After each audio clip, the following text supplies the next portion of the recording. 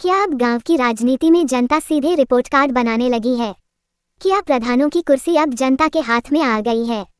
और सबसे बड़ा सवाल, क्या ये सिस्टम सच में बदलाव लाएगा या सिर्फ एक नया ट्रेंड बनकर रह जाएगा?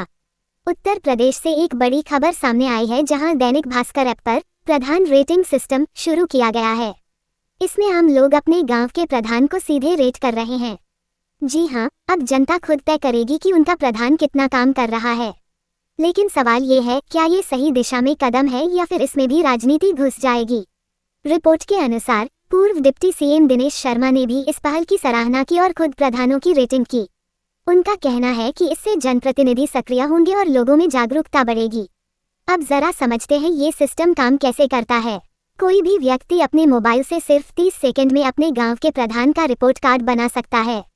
इसमें 5 बड़े मुद्दों पर रेटिंग दी जा रही है: पेयजल, सड़क, सफाई, रोजगार और शौचालय। रेटिंग 1 से 5 स्टार तक होती है। 1 मतलब सबसे खराब, 5 मतलब सबसे अच्छा। और सबसे खास बात, ये रेटिंग पूरी तरह गोपनीय है, यानी आपने किसे कितना नंबर दिया ये कोई नहीं जान पाएगा।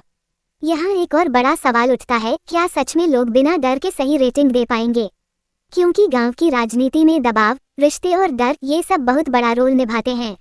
लेकिन अगर ये सिस्टम सही तरीके से काम करता है तो इसका असर बहुत बड़ा हो सकता है। पहली बार ऐसा हो रहा है कि जनता सीधे अपने प्रतिनिधि का मूल्यांकन कर रही है। इससे पारदर्शिता बढ़ सकती है, जवाबदेही बढ़ सकती है और शायद गांव का विकास भी तेज हो सकता है। अब जरा इसके असर को समझते हैं। जैसे ही यह रेटिंग सिस्टम शुरू हुआ, लोगों ने सोशल मीडिया पर वीडियो बनाकर इसे शेयर करना शुरू कर दिया। प्रधान और उनके उम्मीदवार भी अब गांव-गांव जाकर लोगों से संपर्क करने लगे हैं। मतलब साफ है, जनता का दबाव अब दिखने लगा है। लेकिन यहाँ एक और सवाल, क्या ये रेटिंग फर्जी भी हो सकती है?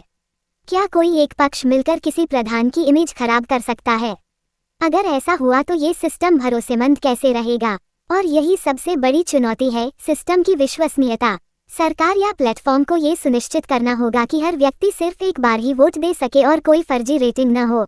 अब सोचिए, अगर यही सिस्टम पूरे देश में लागू हो जाए तो क्या होगा? क्या सांसद, विधायक और मंत्री भी जनता के सामने जवाबदेह हो जाएंगे?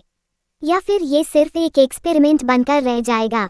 सबसे जरूरी बात, इस खबर से हमें क्या सीखना चाहिए? पहली, लोकतंत्र में जनता की भागीदारी बहुत जरूरी है।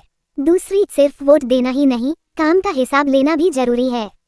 तीसरी, अगर सिस्टम पारदर्शी हो तो बदलाव संभव है। अब आखिरी सवाल आपसे, क्या आप अपने गांव के प्रधान को रेट करना चाहेंगे? क्या आपको लगता है कि इससे सच में बदलाव आएगा या फिर ये सिर्फ दिखावा है?